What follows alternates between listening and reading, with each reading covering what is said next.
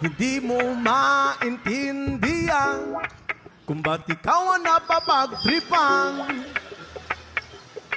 ng halik ng kamalasan.